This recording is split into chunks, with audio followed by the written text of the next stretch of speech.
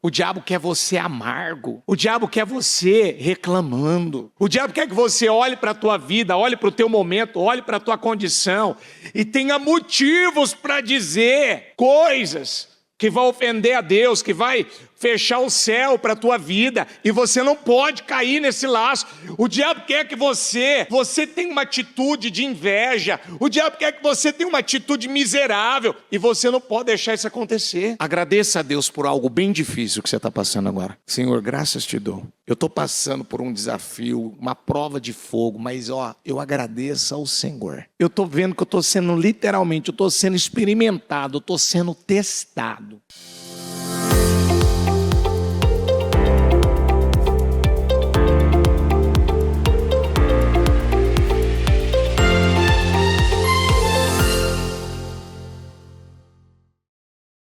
Ó Deus do impossível, todo-poderoso, aquele que nos dá toda essa garantia, essa certeza. O Senhor nunca falhou. Não é hoje, não é ontem, não é, meu Pai. Senhor, em algum momento que o Senhor tenha, meu Pai, deixado de cumprir com a sua palavra. E eu quero, meu Deus, já declarar em nome de Jesus: todas as coisas cooperam para o bem dos que amam a Deus. Todas as coisas, talvez ela esteja vivendo um momento de pressão e ela vai poder dizer: todas as coisas cooperam para o meu bem.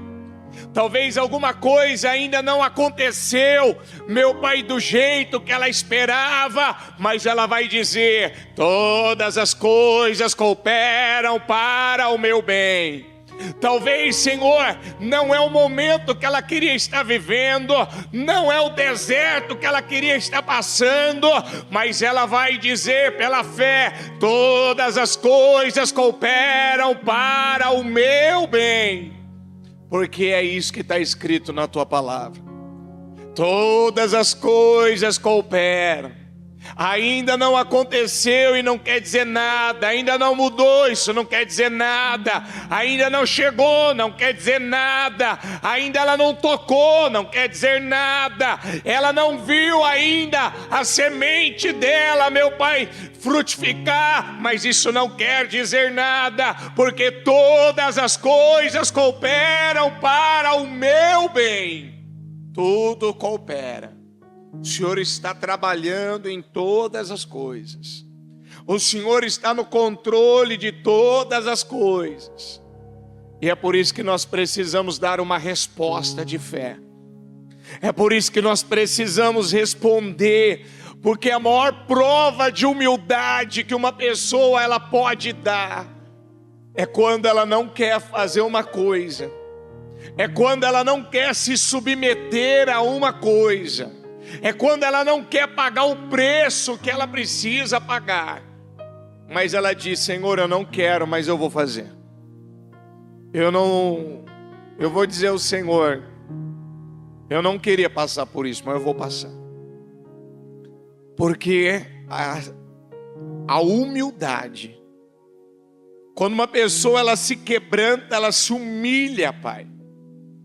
Às vezes, Senhor, coisas estão acontecendo na vida dela, situações que talvez ela está passando, e muitas vezes ela não entende o porquê. Mas é por isso que a tua palavra diz: Senhor, derrama a luz nas minhas trevas. Coloca a luz nas minhas trevas. Põe luz nas minhas trevas. Eu não estou entendendo ainda, Pai, mas eu quero entender. Eu não estou enxergando ainda, Senhor, mas me ajuda a enxergar. Coloca a luz nas minhas trevas. Coloca a luz nas minhas trevas, Senhor. Eu quero muito vencer, meu Pai. Eu quero um resultado completamente diferente, mas ainda eu não consigo compreender o que o Senhor quer de mim, o que o Senhor quer que eu faça, aonde, meu Pai, o Senhor quer de mim uma fé, uma entrega, mas coloca luz nas minhas trevas, Senhor. Ilumina os olhos do meu entendimento. Me dê clareza. Eu estou imitando, meu Deus, os cananeus. Eu estou, meu Pai, ainda carregando alguma coisa do Egito. Eu ainda, meu Pai, não tenho vivido uma vida sincera, uma vida pura, porque ao puro te revelas puro, ao sincero tu revela a ele sincero, ao fiel tu, meu Pai, se revelas fiel. Então o Senhor vai se revelar, meu Pai. Mas aqueles que realmente têm, meu Deus, tido um coração puro, quebrantado, um coração, meu Pai, contrito, um coração, meu Deus, entregue à Tua vontade, meu Pai. Nós precisamos da Tua ajuda, Pai. Nós precisamos do Teu favor. Quando o Balaque viu Israel e viu a força que aquela nação tinha, ele queria de todas as maneiras, meu Pai, enfraquecer. De todas as maneiras. Ele queria enfraquecer. Ele não podia contra aquele povo. E é o que nós vemos nos dias de hoje. O diabo sabe que não pode contra o povo de Deus, mas ele quer trabalhar para enfraquecer. Então, eu declaro, Pai, derrama uma unção aqui, Senhor. Derrama de um favor. Nós estamos com um portal imenso aberto, de uma imensa provisão de graça. Senhor, o mês não acabou, ainda nós não estamos com a nossa cabeça, com o nosso foco em julho, no segundo semestre, ainda é junho, e eu creio, Senhor, eu creio que as águas estão sendo agitadas, eu creio que é um portal aberto para nós. É o mês do de repente. Nos foi feita essa promessa. A estéril vai cantar, a provisão vai chegar. A tua palavra, meu Pai, nunca falhou, Senhor. Derrama do teu favor, derrama da tua graça, derrama do teu poder, derrama dessa unção que nos torna, meu Pai, pessoas imbatíveis, invencíveis, mais do que vencedoras. Nos ajuda, Deus. Não deixa ninguém sair daqui do mesmo jeito, da mesma forma, mas com uma mudança de mentalidade, uma mudança de visão, uma mudança no espírito. Coloca essa luz que nós precisamos, como diz em Salmo 18, derrama a tua luz sobre as nossas trevas, meu Pai. Derrama, nos ajuda a entender, nos ajuda a ver, nos ajuda a mudar, nos ajuda a fazer o que o Senhor quer de nós, porque nós não aceitamos, meu Pai, permanecer da mesma forma. Muito obrigado, Deus, eu te amo. Eu tomo posse, Pai, que esses últimos dias que falta para junho terminar serão incríveis, serão poderosos. Quando chegar dia 30, segunda-feira, que nós estamos nesse propósito, Pai, clamando, orando, declarando, profetizando, nos aproximando mais do Senhor, nós vamos entrar no segundo semestre. Nós vamos entrar no propósito dos 52 dias. É por isso que muita gente, quando começa o propósito, já começa a testemunhar. Porque ela plantou uma semente, ela deu condições, e quem planta, colhe. Ou quem dá um passo de fé, quem derrama o seu melhor. Tem muita gente que está derramando a oferta da viúva, meu Pai. Tem muita gente que está derramando a sua alma, a sua vida, meu Deus. E ela crê que o Senhor vai fazer, e eu tomo posse. Em nome de Jesus. Em nome de Jesus. Muito obrigado, Jesus. Amém. Amém. Estão ligados às suas vitórias? Você pega esse espírito? Que espírito que é esse? Diga aí, eu bebo do espírito da palavra profética para 2025. O Senhor reservou o melhor vinho para o final. E diga aí, eu já tomei posse, que eu vou finalizar esse mês vivendo a imensa provisão da graça do Senhor para a minha vida, em nome de Jesus.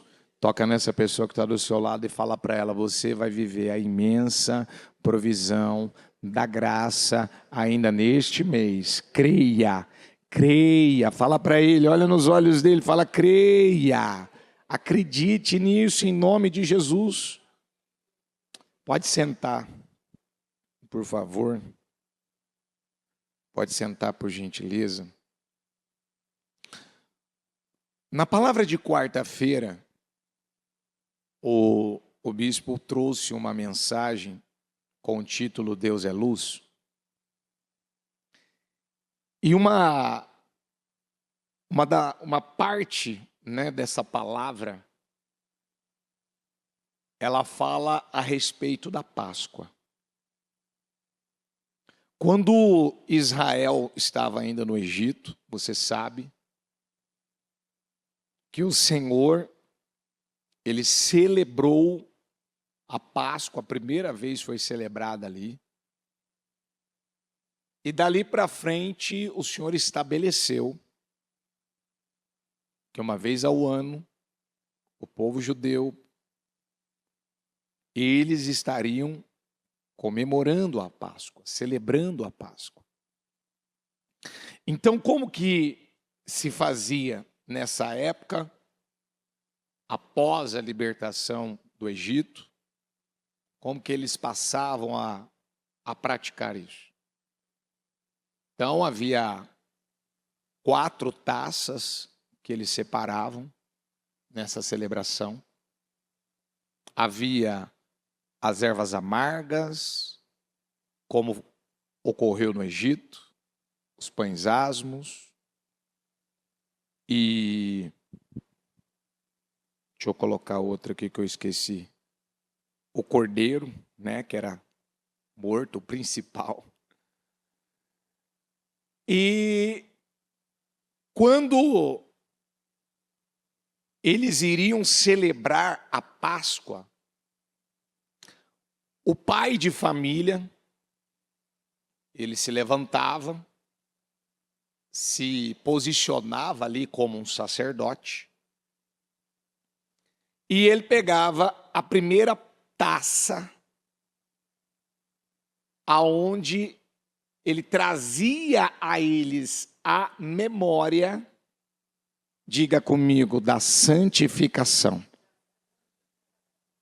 Então, a primeira taça, ela tem, né, ela é chamada dessa forma, a taça da santificação.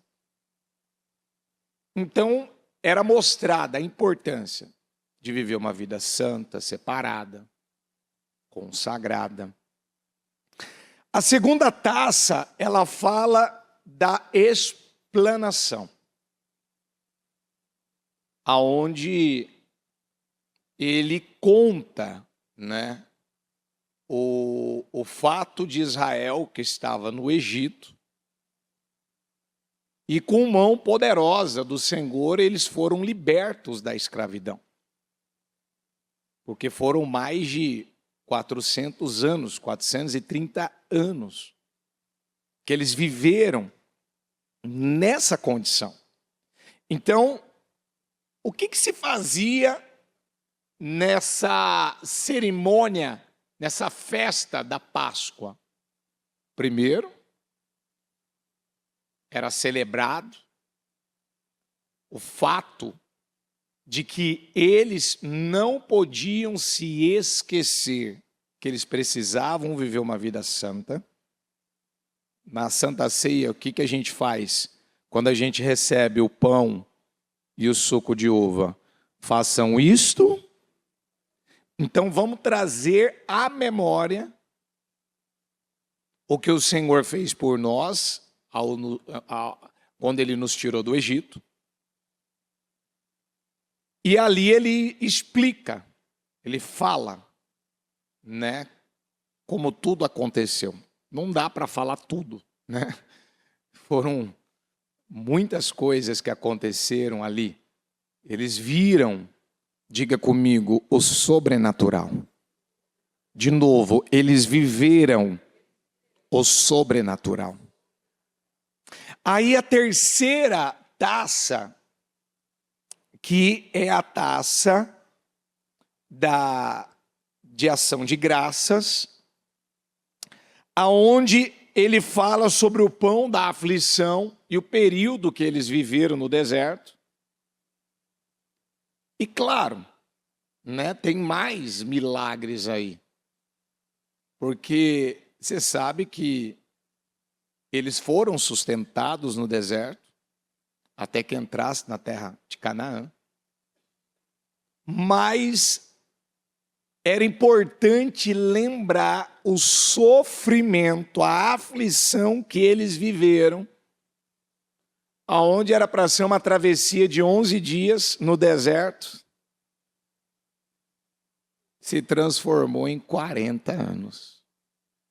2 anos de questionamentos, até chegar em Cades Barneia, e ali, até que todos que foram incrédulos e infiéis morressem, o Senhor não ia permitir eles entrar na terra prometida. Aí você vai falar, bispo, por que o senhor está trazendo, né, contextualizando, trazendo essa parte? Para ajudar você a entender, na época de Jesus, que quando ele começou o seu ministério, então, houve 3 Páscoas.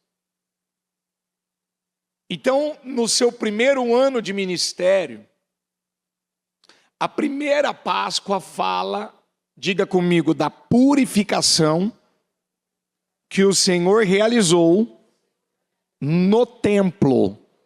A primeira Páscoa fala da purificação. Vamos ler João 2, você vai entender.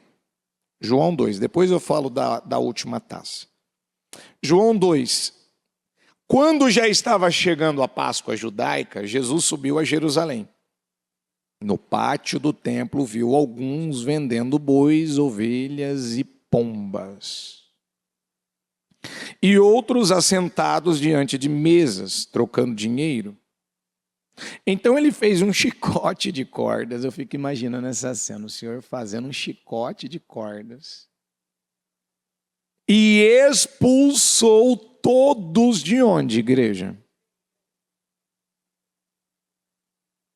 Bem como as ovelhas e os bois, espalhou as moedas dos cambistas e virou as suas mesas. Aos que vendiam pombas disse, tirem estas coisas daqui. Vamos repetir juntos? Parem de fazer da casa de meu pai o quê? Seus discípulos lembraram-se que está escrito, diga comigo, zelo pela tua casa. O quê? Qual foi o ato, qual foi a atitude, qual foi a conduta de Jesus na primeira Páscoa? Purificar, limpar. Porque como que estava o templo naquela época? O que estava acontecendo? O que tinha acontecido? Gente, ainda acho que na quarta ou na quinta, eu não lembro. Os judeus é uma das nações mais religiosas que existe. a forma como eles tratam o templo, a reverência, a maneira como eles lidam, você olha e você fala, meu Deus, quanta reverência, quanto respeito. Na época, você vai na época, por exemplo, de Ageu, o povo não acreditava que podia surgir na construção do novo templo, porque o templo de Salomão, ele foi tomado pela glória de Deus. O templo que Salomão construiu chegou a um ponto que nem os sacerdotes conseguiam entrar. A glória de Deus tomou o templo. O que não era comum passou a ser comum. Mas o Senhor, diga comigo, ele não estava preso ao templo. Ele não estava preso ao templo. Mas ele estava preso a esse templo, a esse altar. E infelizmente, aquele templo magnífico de Salomão foi destruído. Foi ou não foi?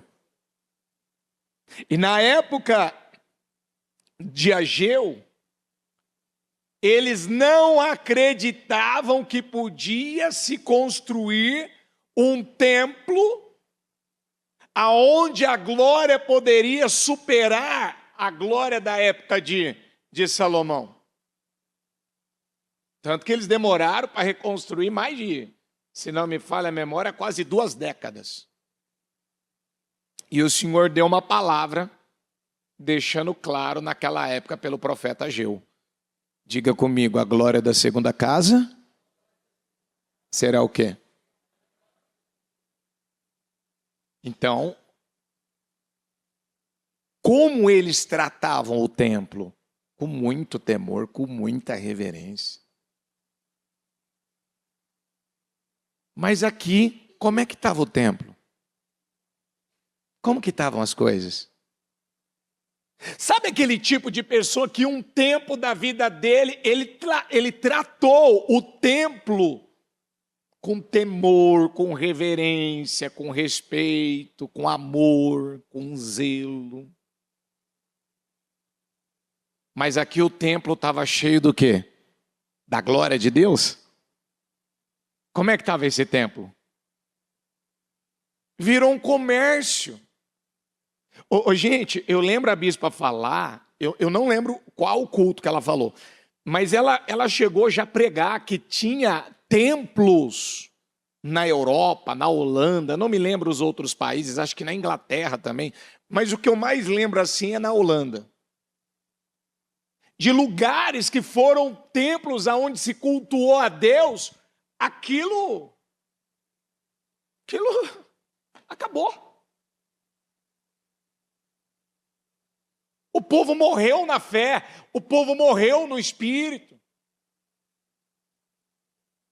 A cultura da derrota conseguiu derrotar, conseguiu vencer aqueles que se diziam cristãos, crentes. Mas a Bíblia não diz que as portas do inferno não prevalecerão contra a igreja do Senhor? Isso ainda está de pé ou isso perdeu a força? Essa palavra ainda, ela tem poder ou não? As portas, vamos juntos, as portas do inferno, o quê? Quem acredita nisso? Então diga comigo, eu sou a igreja do Senhor, o templo magnífico que o Senhor construiu. Então as portas do inferno o quê? Então alguma coisa que vem do inferno, que vem das trevas, que vem do diabo, pode nos vencer, pode nos derrotar? E por que aqui tinha virado um comércio? Por que aqui eles estavam banalizando as coisas espirituais? Ali era um lugar de oração. Ali era um lugar para adorar a Deus. Ô, gente, aqui dá assunto. Quantas vezes as pessoas estão usando esse templo aqui, ó, esse templo, para tantas coisas? Estão mudando o valor do templo, que foi feito e construído para adorar a Deus, agora para a imoralidade, agora para os seus fetiches. Eu lembro que eu conheci um rapaz, eu atendi ele há muitos anos, ele dizia: bispo, eu não me deito com nenhum homem, com nenhuma mulher. Eu tenho inclinação por homem, mas eu não me deito, porque eu não quero fazer ninguém sofrer. Mas o mal que eu tiver que fazer, eu vou fazer para mim. Você ouviu o que eu falei? Ele falou consciente. Então, mas por que você não para, então, de fazer esse mal para você? Você fica vendo essa pornografia, você fica vendo esses vídeos de homens, essas fotos de homens. Ele disse: o meu único problema é esse. Um outro rapaz, ele virou e falou: ó, toda vez que eu me relaciono com uma moça, eu vou até o ponto que eu entendo que eu não posso gostar dela. A hora que eu começo a perceber que eu vou gostar dela, eu abandono ela, eu largo ela, eu sumo, eu troco o número de celular, eu desapareço. Por quê? Porque eu não quero ficar amarrado, preso a ninguém. Isso é mais comum.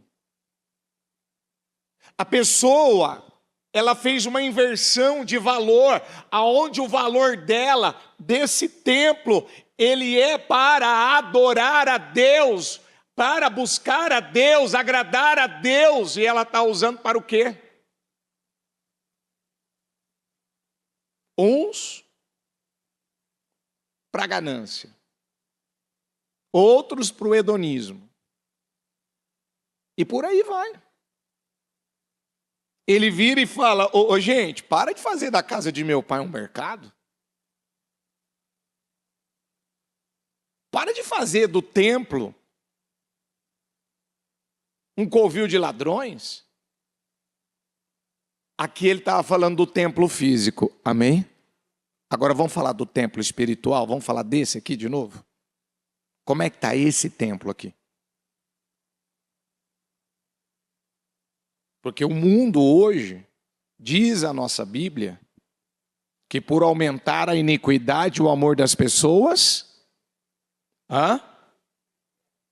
Aqui não tem ninguém nesse grupo não, né?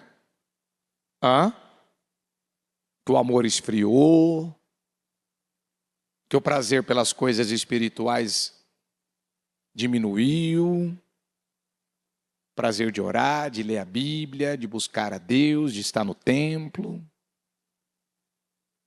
Porque isso cada dia está ficando mais comum do que não deveria ser. O Senhor ficou indignado. Eu acredito que se tem uma passagem aonde revela a ira de Jesus, né? Qual é a passagem que fala que Jesus ficou realmente irado? Não é essa? É ou não é? E o que ele fala lá em Coríntios? Que nós somos templo do Espírito Santo. Se eu usar mal esse templo, o que ele vai fazer com esse templo? O templo que foi magnífico na época de Salomão foi destruído? Foi ou não foi? Depois, na época de Ageu, aquele templo foi destruído? Foi. Também ele foi destruído. E o que as pessoas estão fazendo com esse templo aqui hoje? Estão destruindo. não estão parando mais para purificar o templo. O que o pai de família ele fazia naquela época, então, com a primeira taça? Era a taça do quê? Da santificação? A taça do quê? E ele falava com quem, esse pai de família? Com quem que ele falava? Igreja, se é um pai de família, falava com quem? Falava com a família, com os filhos. Você tem falado com a sua família? Você tem orientado a família sobre essa santificação, sobre essa purificação? Vocês têm conversado junto sobre isso? Não quero. Isso aqui não. Nós não vamos trazer bebida para dentro de casa. Nós não vamos trazer essa meu filho, eu sei que você está com uma namoradinha, mas aqui dentro de casa você não vai fazer sexo com ela, não. Aqui não. Aqui a gente não assiste tudo que a gente quer.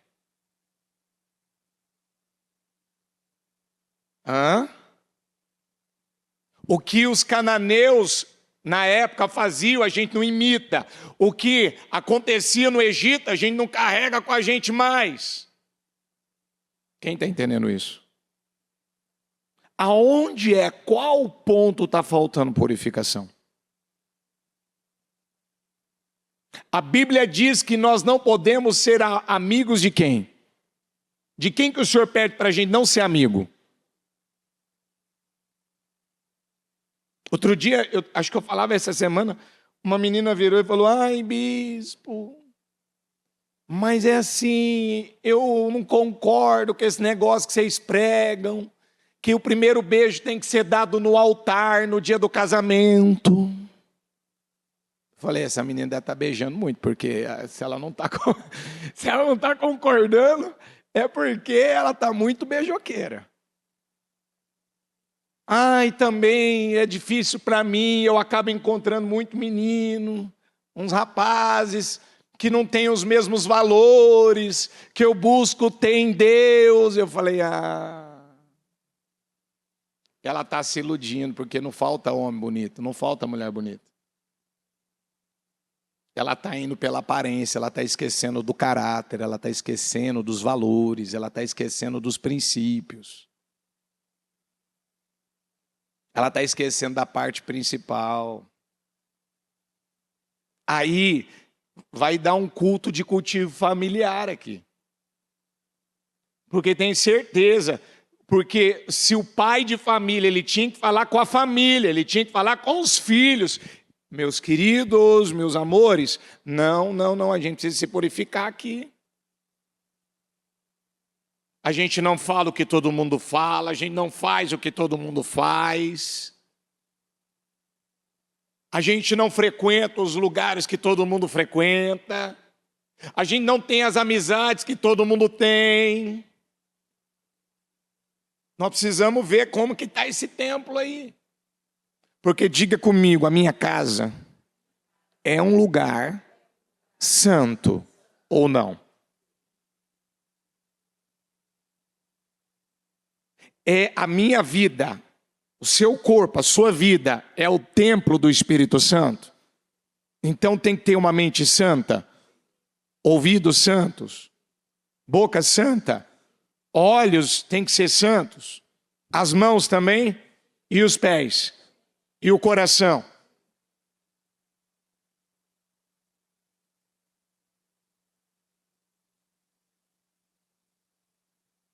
Daria mais assunto aqui, mas eu vou ter que seguir. Para e faz essa pergunta. Você pode talvez não levar a sério isso. Mas as raposinhas, elas são tão espertinhas que o dono da vinha vai lá e fecha as passagens maiores e acha que os vãozinhos, não tem problema, não vai entrar a raposa maior aqui. A raposa maior não vai passar, mas tem as raposinhas. aquelas coisinhas, aquela murmuraçãozinha, aquela criticazinha, aquela intenção e motivação.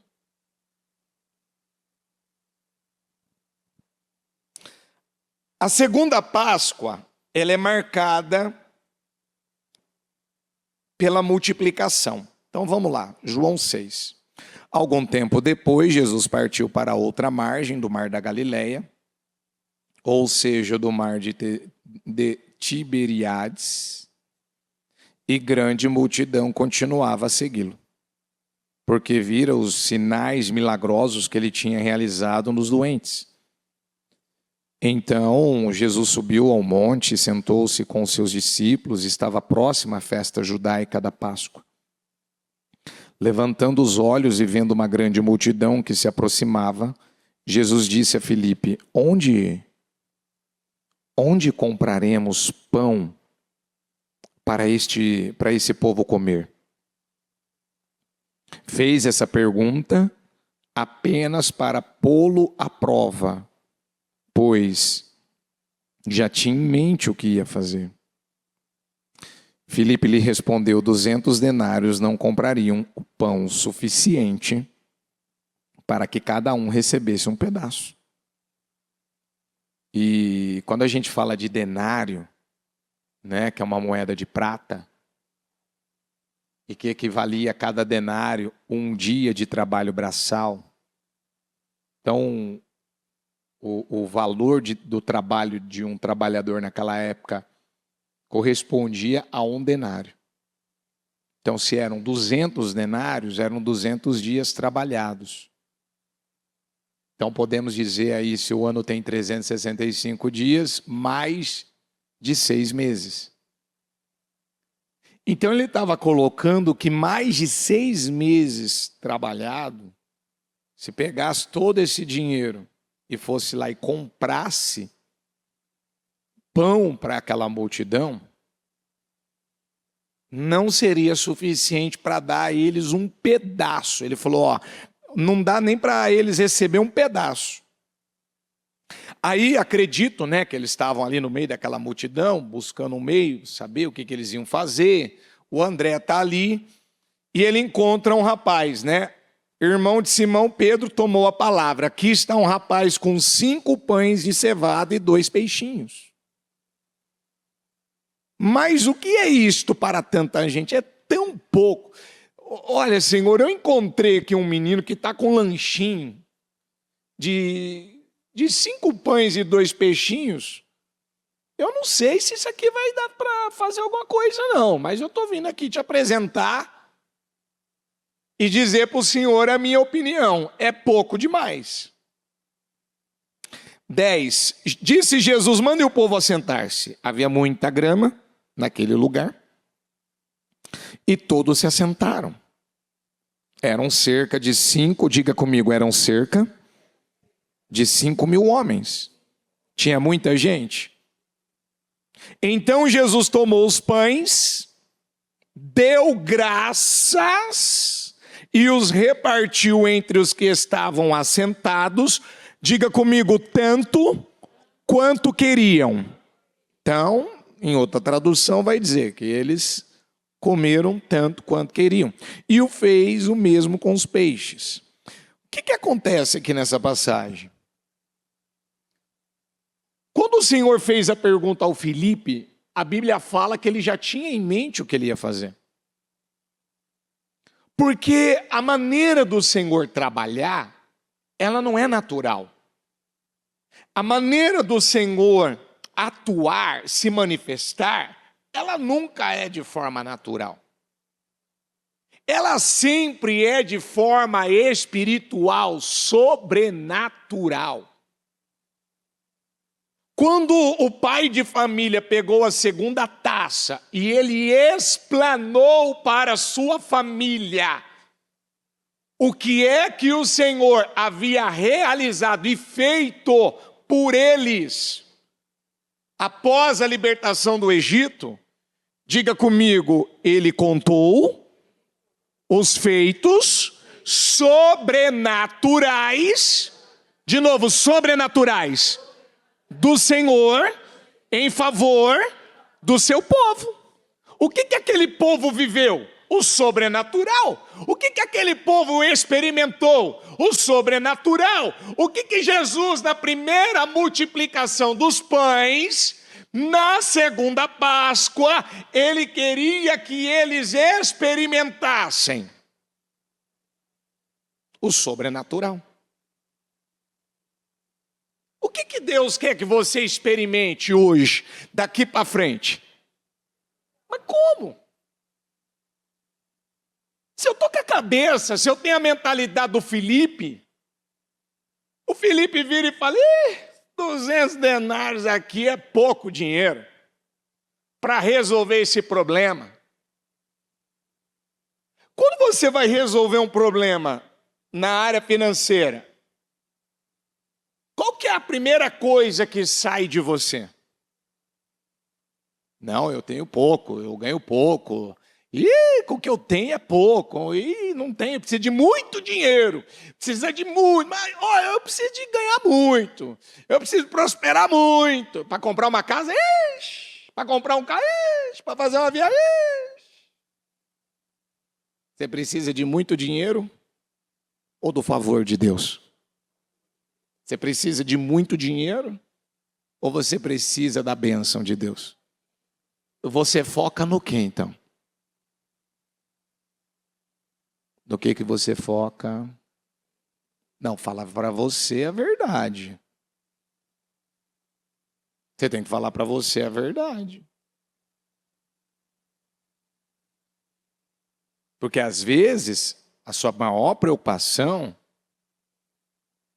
está relacionada a dinheiro. Eu preciso de mais dinheiro. Se eu tivesse mais dinheiro, olha, se eu ganhasse mais. Ou a cabeça do André. Que eu tenho aqui não dá para nada não. Melhor eu ficar quieto. Né? Eu ouço aí a igreja falar desse negócio de Eliaquim aí, Eliaquim. Eliaquim, eu não posso ser Eliaquim, bicho. Negócio de ser Eliaquim aí não dá não. Porque é pouco, não dá para nada. Olha o que eu ganho. Dá para pagar as contas, dá para comprar um pouquinho aqui do que eu preciso. Tá dando para fazer muita coisa não, mesmo. Estou com dívida, eu estou com conta atrasada. Eu estou com muita coisa para resolver. Eu estou com muita coisa pendente. Não dá não, é 5 pães e 2 peixinhos. Colocar o foco no dinheiro, meu filho, é você continuar vivendo uma fé natural. Sabe, a Bíblia diz que o generoso, de novo, o generoso, quem que prospera? O humilde prospera? Ou não? Qual é a maior prova? Uma das maiores provas de humildade de uma pessoa. Que prova, né, que ela mudou, que prova que ela tem um espírito humilde, que prova que realmente a vida dela daqui para frente será diferente. Muitas vezes você está num momento igual eles estavam aqui. O que nós vamos fazer? E agora? Não para de chegar gente. Só está aumentando o número de pessoas aqui. Só está aumentando aqui os juros. Só está aumentando aqui, meu Deus do céu. Como é que eu vou resolver isso aqui, Senhor? Nem que se eu ganhasse 200 denários, resolveria o problema. Nem se eu achasse aí dinheiro na rua, algum dinheiro, um pix caísse na minha conta.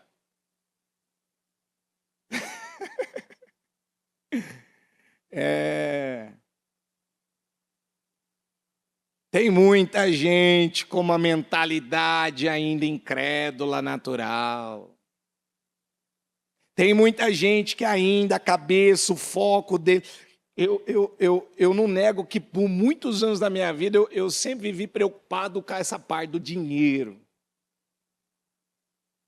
Essa parte, focar, dinheiro. Meu Deus, eu preciso de dinheiro. Como é que eu vou fazer? Eu não posso ficar sem dinheiro. Eu lembro de ter gente na família de usar a expressão: eu vou para agiota, eu vou para factory, eu vou para pai, para irmão, eu vou para onde eu tiver que ir, mas eu não consigo ficar sem dinheiro. Preciso fazer alguma coisa, preciso de dinheiro.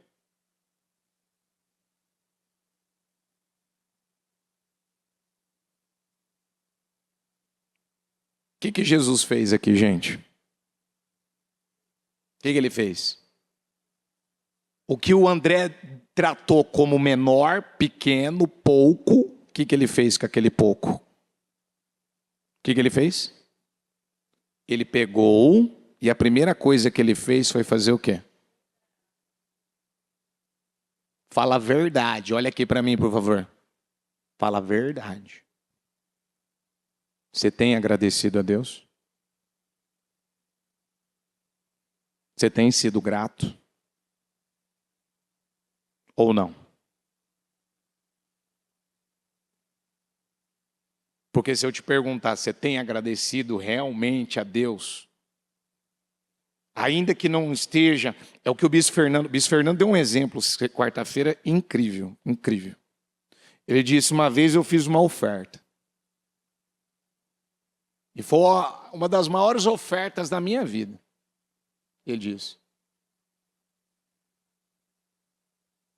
E naquele momento que eu fiz a oferta, eu não recebi nem o valor nem a mais do que eu ofertei. Mas o que eu recebi com Deus, na minha vida com Deus, não se compara ao valor que eu poderia receber. Porque quando uma pessoa ela foca Deus e não o dinheiro, o que vai acontecer na vida dela? Ela vai crescer ou não vai? Ela vai mudar ou não vai? E eu disse, qual que é uma das maiores provas de humildade? Eu não respondi ainda isso. Eu coloquei, mas não respondi. É quando muitas vezes você não quer fazer uma coisa, mas você fala, ó, Senhor, não queria fazer. Eu, na verdade, eu nem quero fazer, eu não estou com um pingo de vontade de fazer, mas, ó, eu vou me submeter a essa situação. Eu vou passar por esse processo. O Senhor está me testando, né, Senhor? O Senhor está querendo ver se eu sou humilde mesmo. O Senhor está querendo ver se vai sair fé do meu coração, obediência, temor, né? Eu vou dar a resposta certa. Eu vou dar a resposta certa. Sabe quando você percebe que você está sendo observado? Sabe quando você percebe que você está sendo examinado? Sabe quando você percebe que coisas estão acontecendo e é Deus que está experimentando o teu coração para ver o que realmente vai sair de lá? Quem está entendendo a palavra? Jesus perguntou para o Felipe, porque ele queria saber o que ia sair do Felipe. Mas ele já tinha em mente o que ele ia fazer. Ele ouve o André tratar que 5 pães e 2 peixinhos era muito pouco, mas ele mostrou para os discípulos e para o André que tudo aquilo que é tratado como menor, ele pega aquilo que é pouco, é insignificante, e através de um ato de gratidão, aquilo se multiplica, aquilo cresce, aquilo se transforma.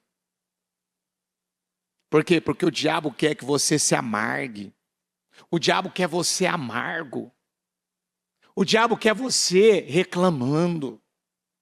O diabo quer que você olhe para a tua vida, olhe para o teu momento, olhe para a tua condição e tenha motivos para dizer coisas que vão ofender a Deus, que vai fechar o céu para a tua vida, e você não pode cair nesse laço. O diabo quer que você tenha uma atitude de inveja, o diabo quer que você tenha uma atitude miserável, e você não pode deixar isso acontecer. Quem está entendendo isso? Não, quem está entendendo isso? Você está entendendo mesmo? Então, agradeça a Deus por algo bem difícil que você está passando agora. Senhor, graças te dou. Eu estou passando por um desafio, uma prova de fogo, mas eu agradeço ao Senhor. Feche os olhos para fazer essa oração. Olha, Senhor, eu estou passando, eu estou vendo que eu estou sendo literalmente, eu estou sendo experimentado, eu estou sendo testado. Para reclamar das minhas vendas, para reclamar do meu dinheiro, para reclamar do meu salário, para reclamar do meu casamento, para reclamar do meu momento, para reclamar da minha vida. Fala para Deus que você agradece a Ele, que você é grato pelo que Ele fez e pelo que Ele ainda não fez, mas você crê e você já agradece. Eu sei que o Senhor vai fazer. Eu sei que o Senhor vai fazer. Eu sei que o Senhor vai fazer. Eu sei que o Senhor vai fazer. Eu já te agradeço pelo que o Senhor já fez, pelo que está fazendo e pelo que ainda vai fazer. Amém? Amém. Para Jesus. A honra é dele. Aí, para terminar, a terceira Páscoa, ela foi marcada pela cruz. E quando a gente fala de cruz, nós estamos falando do quê? Da morte. Da morte de quem? Da morte de si mesmo. Será que realmente eu tomei essa decisão? Porque quando Jesus, ele pediu para preparar a última ceia, que depois ele disse, eu só vou tomar essa ceia, nós só vamos tomar essa ceia quando eu voltar. Ele deixou claro que ele estava muito feliz por tudo que estava acontecendo e o que iria acontecer. Vamos ler um pouquinho, Lucas 22. Estava se aproximando a festa dos pães sem fermento, chamada Páscoa, e os chefes dos sacerdotes e os mestres da lei estavam procurando um meio de matar Jesus, mas tinham medo do povo. Então Satanás entrou aonde?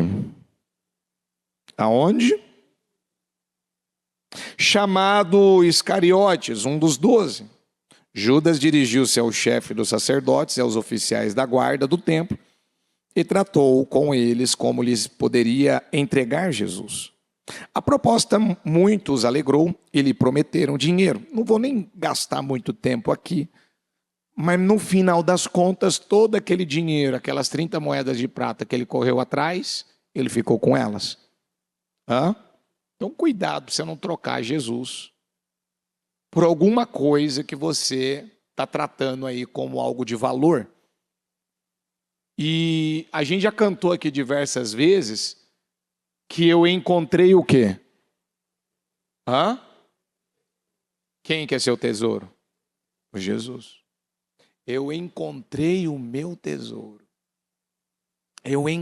Quando a gente encontra realmente Jesus, você não vai trocar Jesus por proposta, você não vai trocar Jesus por relacionamento, você não vai trocar Jesus por dinheiro, você não vai trocar.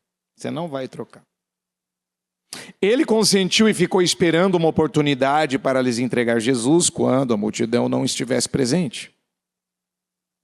Finalmente chegou o dia dos pães sem fermento, no qual devia ser sacrificado o cordeiro pascual.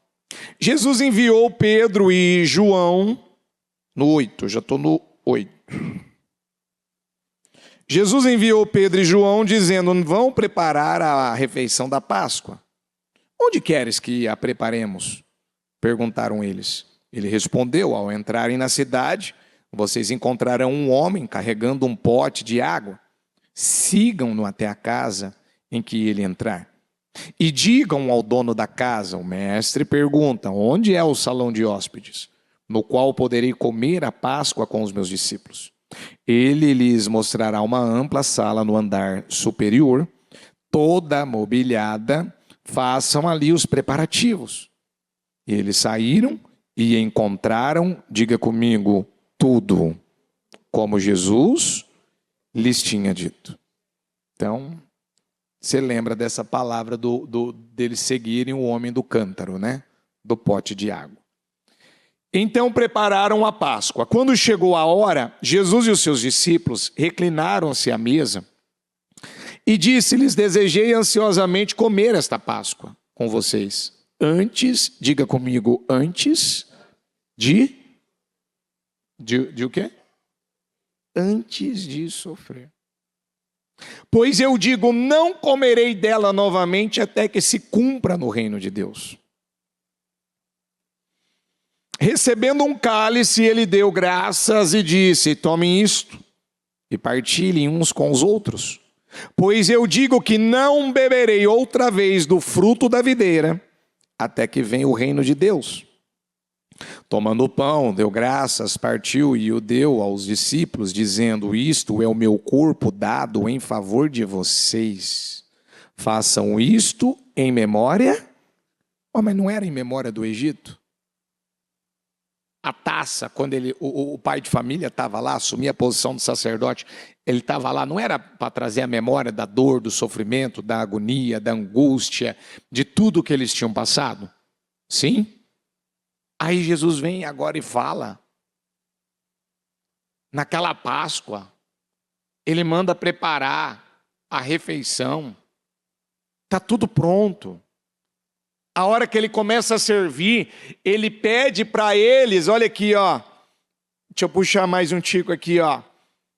17, recebendo um cálice, ele deu graças e disse: tomem isto e partilhem uns com os outros, ok? 19, tomando o pão, deu graças, partiu e o deu aos discípulos, dizendo: vamos juntos, isto é o quê? É o meu corpo dado. Façam isto em... Mas não era para ser a memória do passado, do que tinha acontecido lá, agora é para fazer em memória do Senhor. Da mesma forma, depois da ceia, tomou o cálice, dizendo: este cálice é a nova aliança no meu sangue, derramada em favor de vocês. O que aconteceu aqui? Eu não vou ter muito tempo, mas isso aqui caiu como uma bomba. Tanto que em João, a Bíblia fala que o Senhor foi pregando, foi ensinando, foi falando sobre, diga comigo, a nova aliança que seria feita, diga, no seu corpo e no seu sangue. Então agora, eles não iam mais se prender às coisas passadas, viver de passado, trazer à memória a dor, a aflição, o sofrimento. Através de Jesus, em Jesus, começava um novo tempo. E eles tinham que se alegrar, porque ele ia sofrer. E ele disse o que aqui? Na hora que ele estava para tomar a ceia, ele ainda usa a expressão, né? Cadê aqui essa parte que eu li? No 15, desejei ansiosamente comer esta Páscoa com vocês antes de sofrer. A Páscoa, ela era celebrada pelos judeus para trazer o tempo de aflição, de dor, que Israel passou após a libertação do Egito. Mas agora, o sofrimento que Jesus viveria na cruz.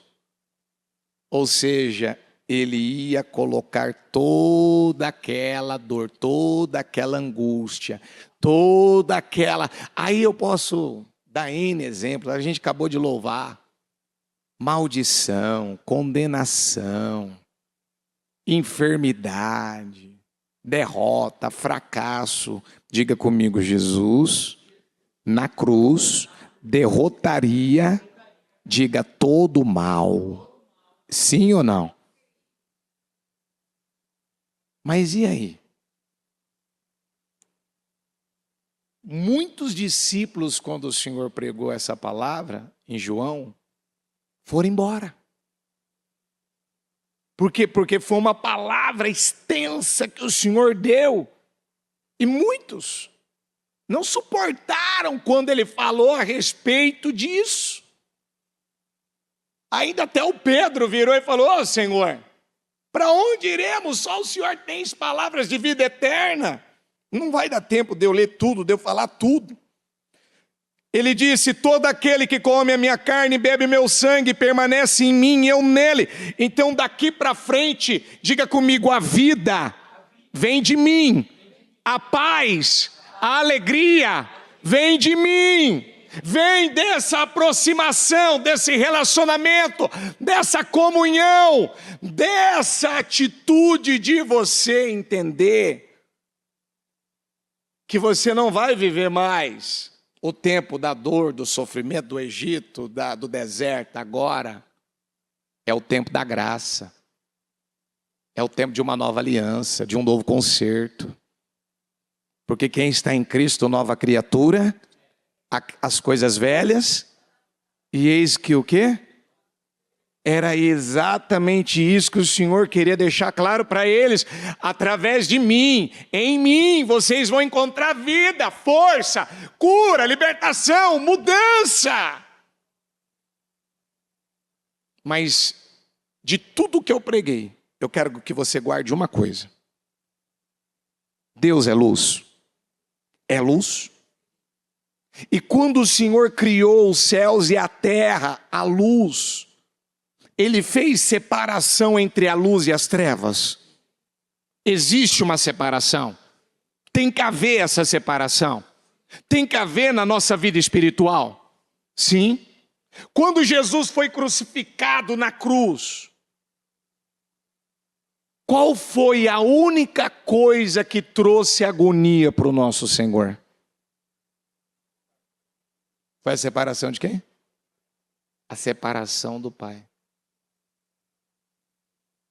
Porque se Deus é luz, por que o Senhor ficou em aflição, em agonia? Porque Ele iria ter que se separar do Pai para receber o que na vida dele? Para receber o quê? Diga: as trevas.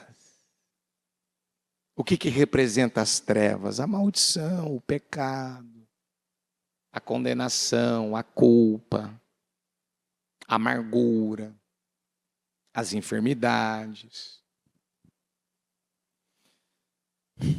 Então eu até anotei isso aqui, ó.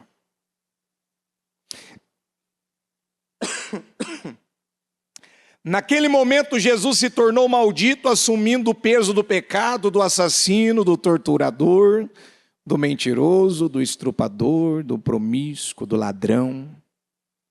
Lembra que pregamos a semana passada que Deus, Ele não pode atravessar o sangue de Jesus? Lembra ou não? Quem lembra? O que tem que haver na nossa vida? O sangue. Tem que haver essa marca na nossa vida. Então, quando Ele morreu na cruz, Ele perdoou todos esses: o assassino, o torturador, o mentiroso, o estrupador, o promíscuo, o ladrão. Ele assumiu todas as dores, as maldições, as trevas, a escuridão e tudo que é corrupto e podre.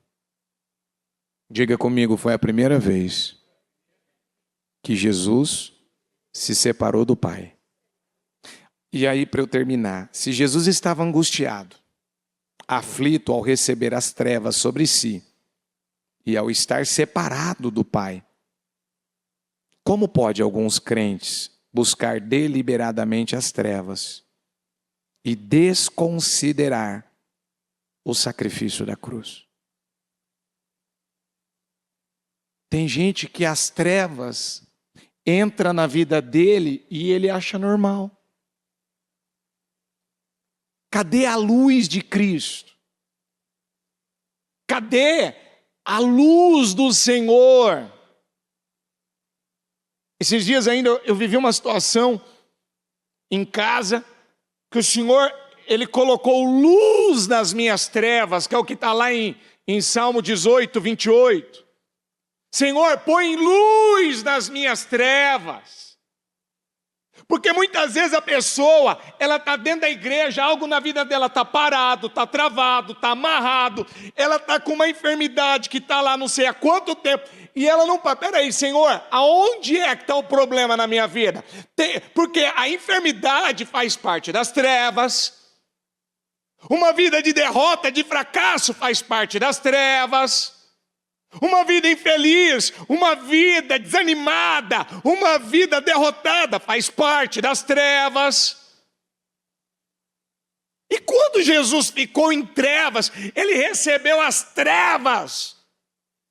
Foi a única coisa que o agonizou, que trouxe a ele agonia, dor, aflição. Eu estou separado do Pai. Será que sua alma dói, seu coração dói, sua carne dói? Será que dói quando você está separado do Pai?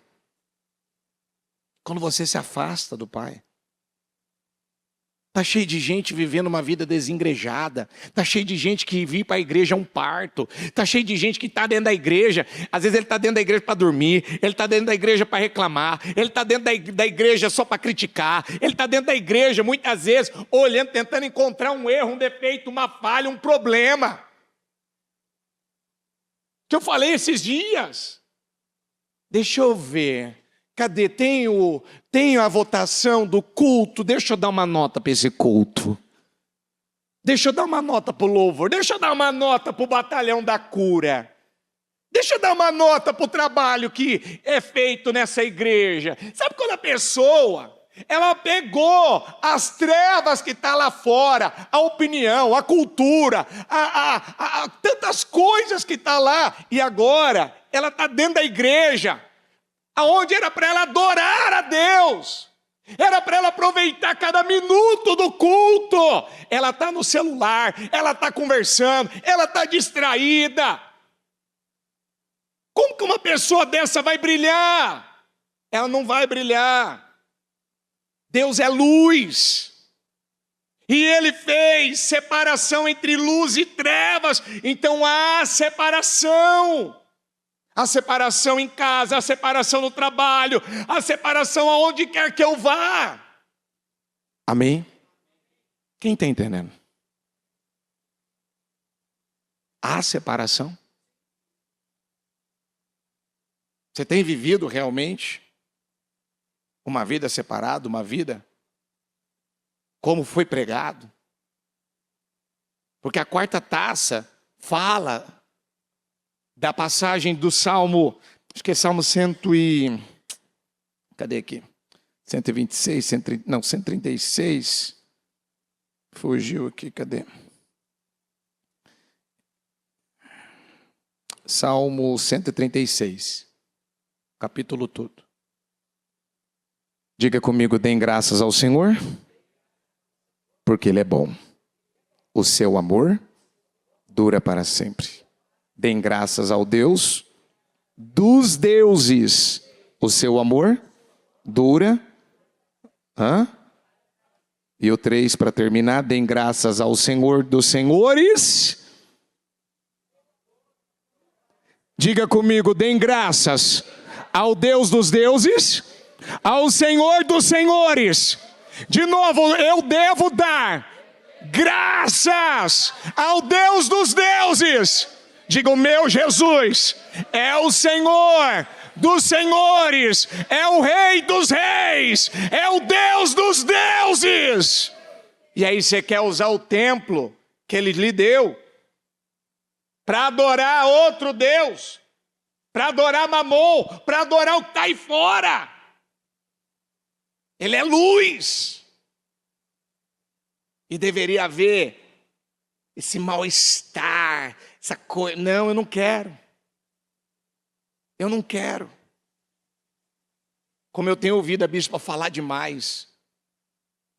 E eu peço isso a Deus, Senhor, me ajuda a crescer nesse amor pelo Senhor, nesse amor pela palavra. Porque tem muita coisa distraindo as pessoas. Tem muita coisa distraindo. E ela não está percebendo. Ela reclama, ela murmura, ela está desanimada, ela fala bobagem, ela fala asneira, ela sai do culto, ela já vai embora para casa brigando. Qualquer coisa é um problema. Chega. Deus é luz. Ao fiel ele se revela. Ao sincero ele se revela. Então como que ele vai se revelar a você? Como que ele vai se revelar? Como que ele vai se manifestar se eu não estou sendo fiel? Se eu não estou sendo sincero? Ao puro ele se revela. Então como é que ele vai se revelar? Como é que ele vai poder me abençoar?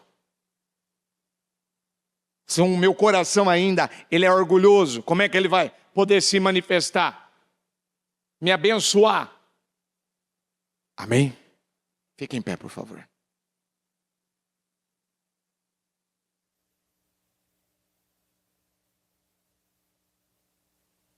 Feche os olhos. Nós vamos orar. E eu quero que você, com os olhos fechados, qual das 3 taças você percebeu que o Espírito falou mais com você? A da purificação? A da explanação, que fala do sobrenatural? Ou eu ainda sou altamente dependente de dinheiro? Da matéria, de coisas? A taça da cruz, que foi marcada pela cruz? Ou ainda, eu não estou disposto a morrer para mim mesmo? Eu não estou disposto a pagar o preço que é necessário?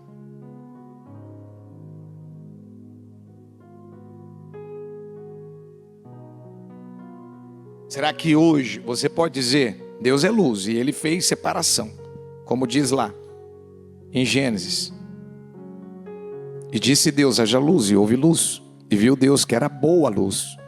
E fez Deus separação entre a luz e as trevas.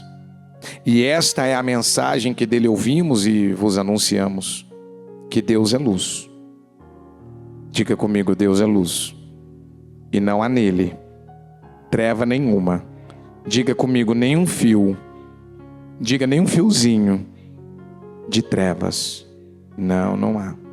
Se dissermos que temos comunhão com Ele e andarmos em trevas, mentimos e não praticamos a verdade. Então nós vamos orar. Se você precisa de oração forte, nós vamos orar. Uma imposição de mãos. Talvez você está enfrentando um momento em relação à sua saúde, talvez de depressão, talvez você está enfrentando algum problema crônico, talvez alguma coisa venha acontecendo, você vem percebendo ainda um desequilíbrio nas emoções. Bem, você tem percebido dias onde você tem estado bem desequilibrado, bem agitado, nervoso, estressado, falando bobagem, ríspido, né? Se apegando, se prendendo em coisas. Eu quero que você coloque a mão na cabeça para nós orarmos. E se você não estiver se sentindo bem, os obreiros já estão na lateral. E se você já quer a oração, eu já quero que no seu lugar mesmo, hoje no seu lugar, você vai pedir, vai levantar a mão. E um deles vai até você. E um deles vai até você. Isso, já tem gente aqui na frente. E se você quiser, nós já vamos fazer isso agora. Eu quero uma... tem mais pessoas aqui, meus filhos. Aqui mais do meu lado aqui, ó. Tem mais pessoas aqui na frente também. Porque você vem para receber oração. Aqui também na frente. Do lado da porta. Ali do lado da câmera. Pergunta o que é. Ali no meio também. Isso, Patrícia, aí no seu meio também. Pergunta o que é. Pergunta o que está acontecendo. Pergunta qual é a situação. Para ir na causa. Para ir exatamente na causa.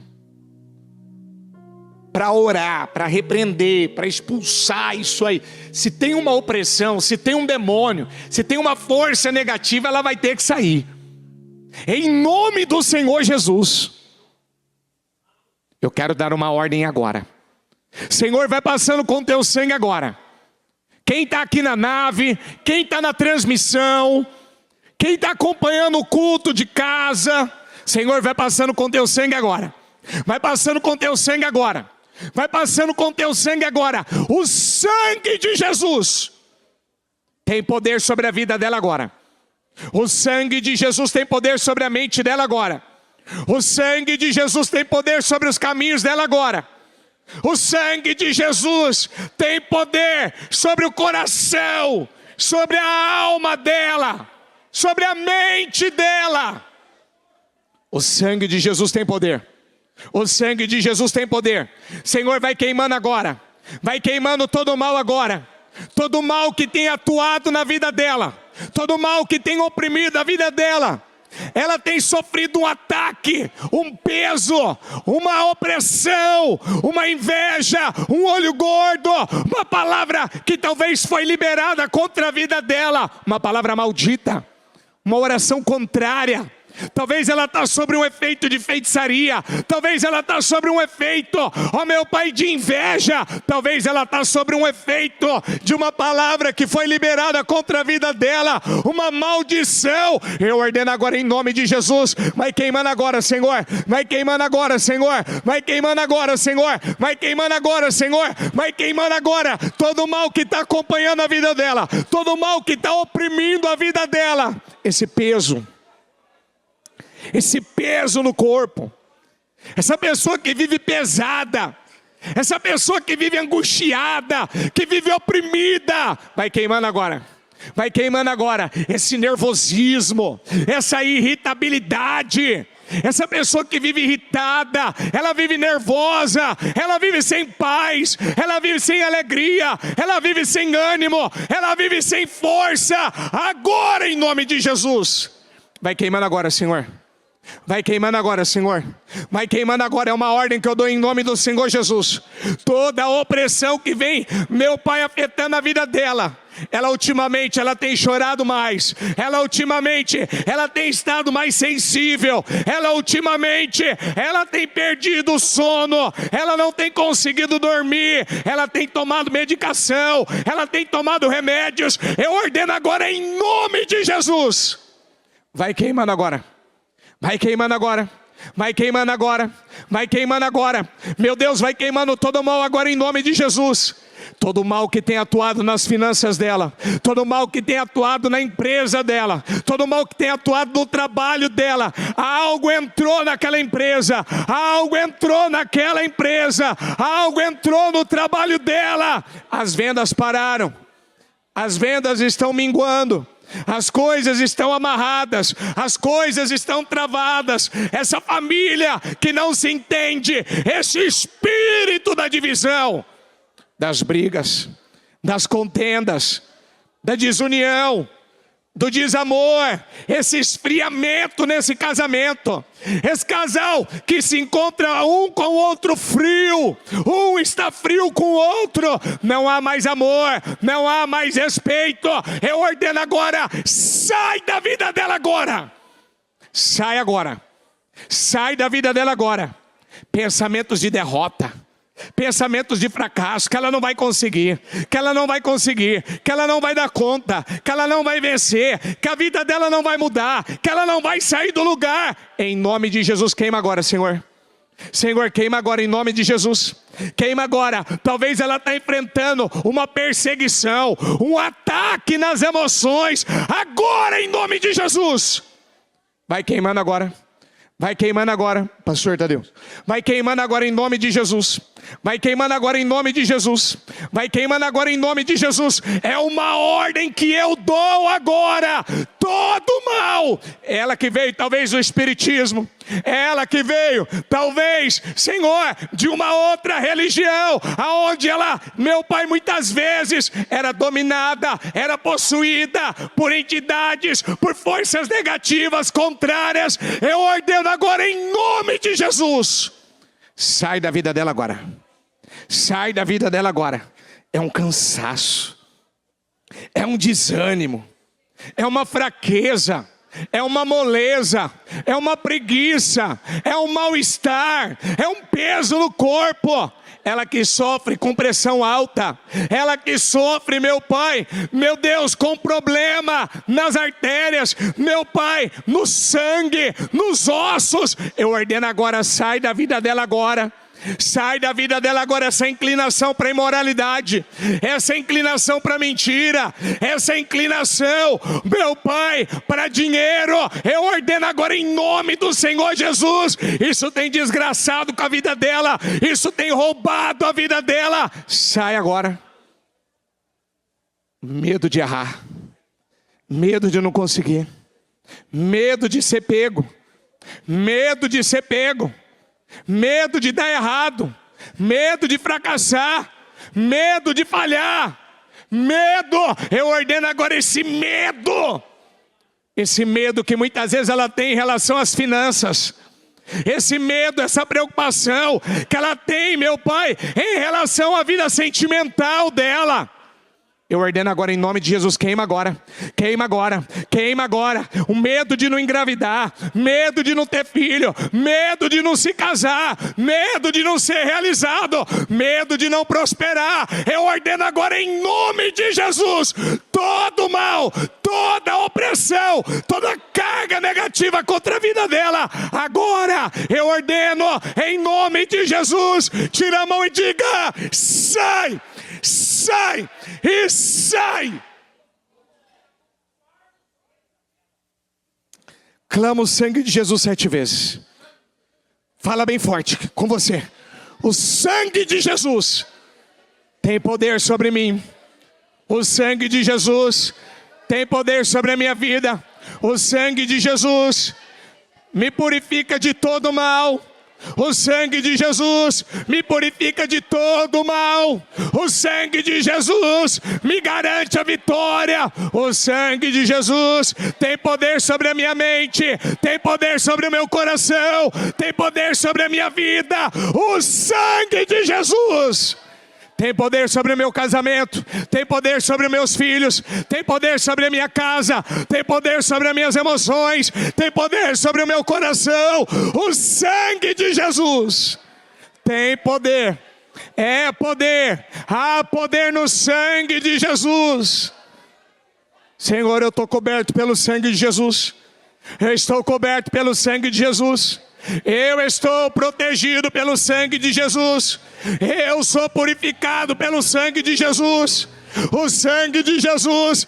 Estende a tua mão lá para a tua casa agora e fala, Senhor, visita a minha casa agora. O sangue de Jesus tem poder sobre a minha casa, tem poder sobre a minha família, tem poder sobre o meu lar, tem poder sobre o meu filho, tem poder sobre a minha filha, tem poder sobre o meu casamento, tem poder, meu Pai, sobre o que me pertence.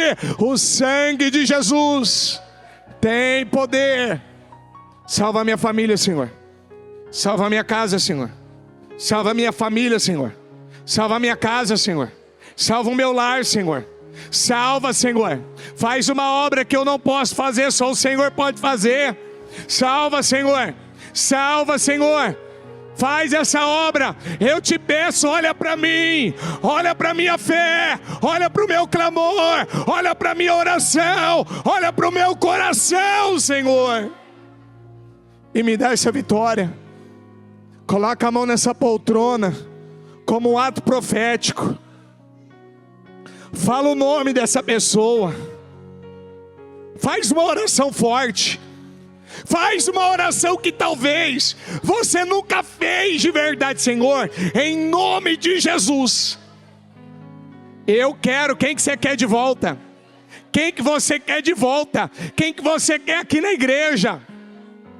Nem que for pelos cabelos, nem que você tiver que dar um tranco nele. Chacoalha ele, Senhor. Quebranta esse coração. Mas salva a minha casa, salva a minha família, salva o meu lar, salva agora.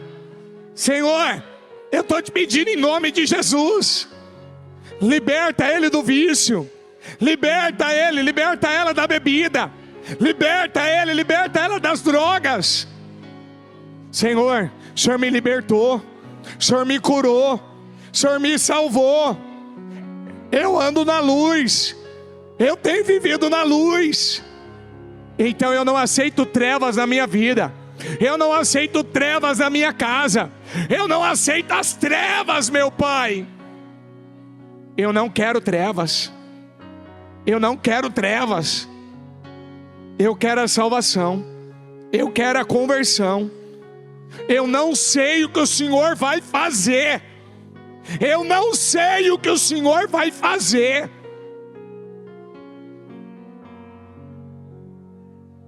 Você vai agora, pega a chave da casa, pega a chave do carro, pega o que representa a tua casa, representa a tua empresa. Talvez você está com o documento, talvez você está com o cartão de crédito, talvez você está com alguma coisa que representa a tua vida financeira. Segura nas suas mãos e ouça o que eu vou falar. O Senhor prometeu que até o dia 30,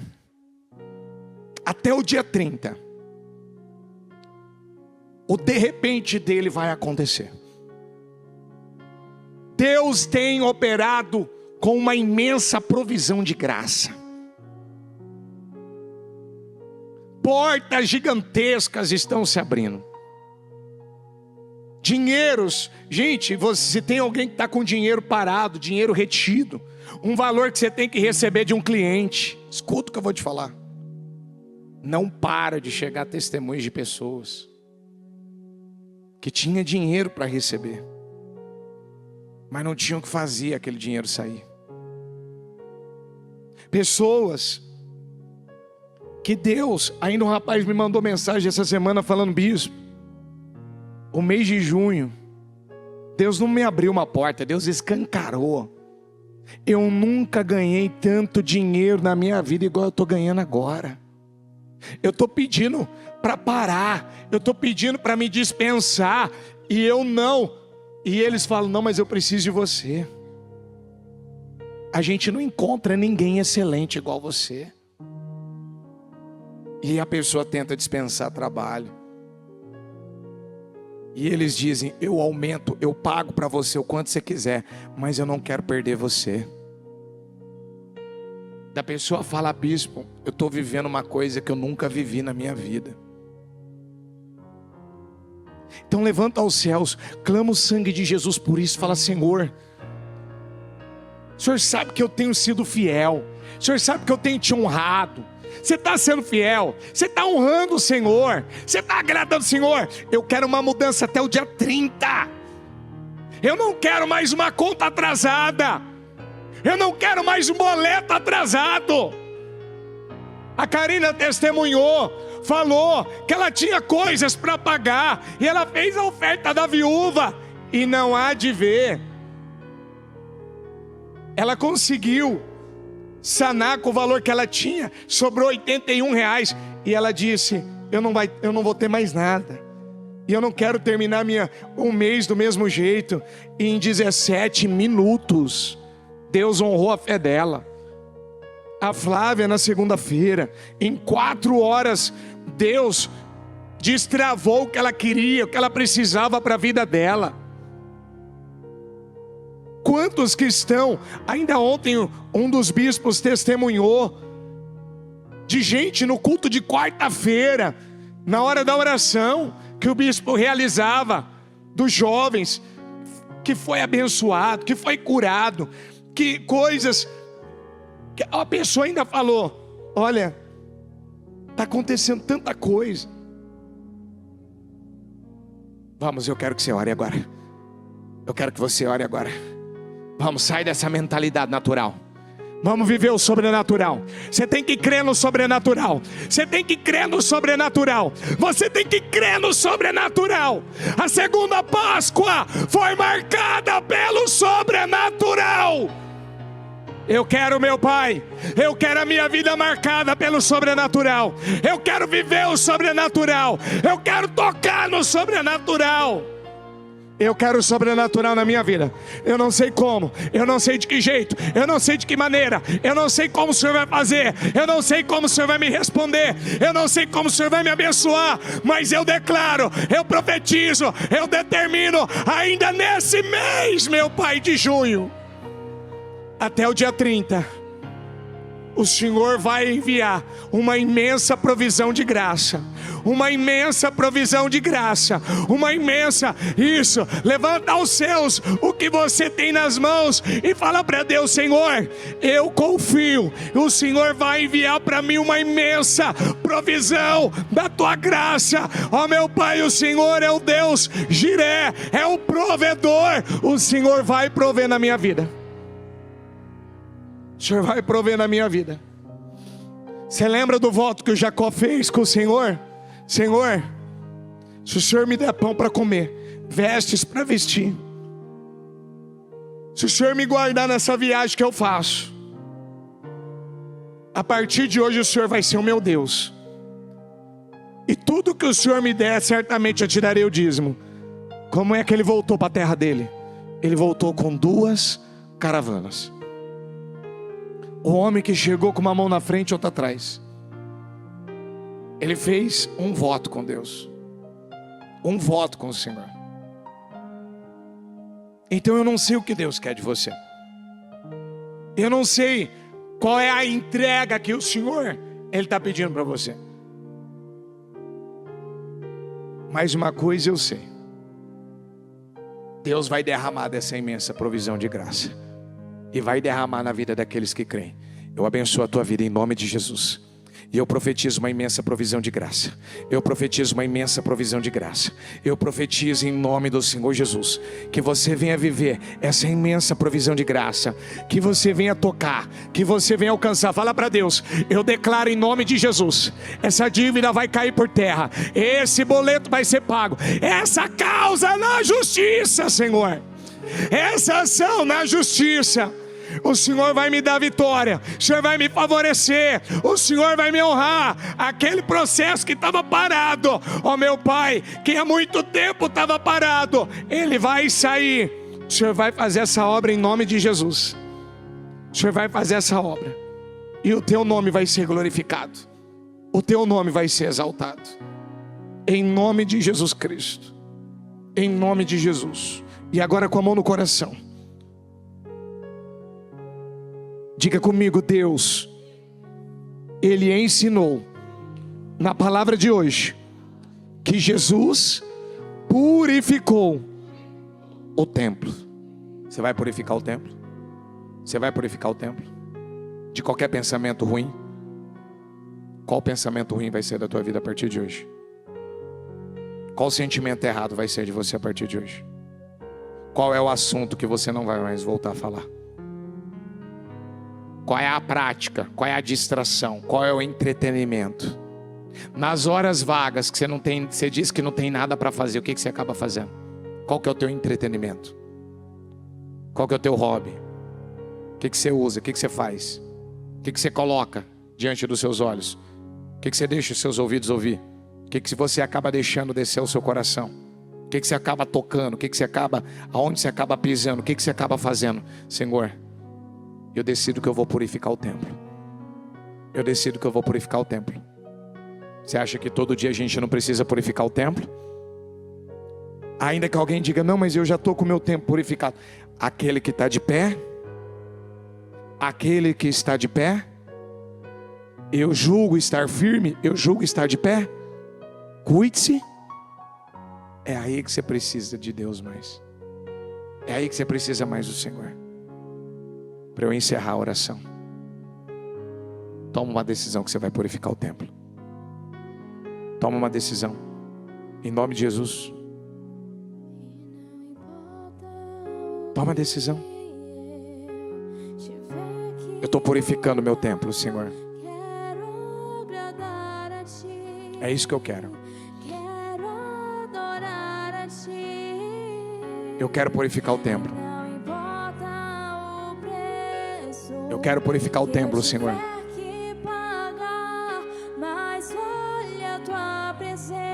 Aqui,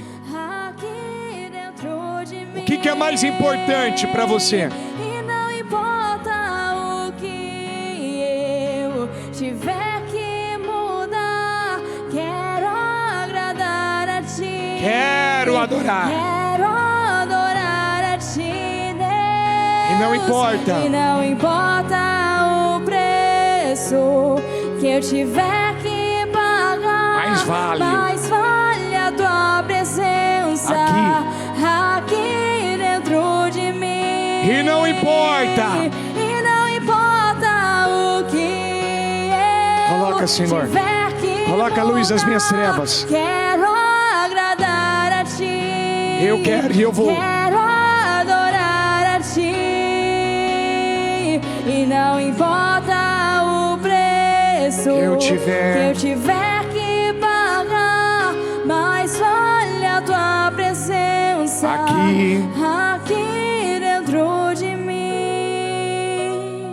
Amém, amém, amém. Graças a Deus. Saúde ao Senhor Jesus. O Evangelho de Jesus Cristo é a boa notícia.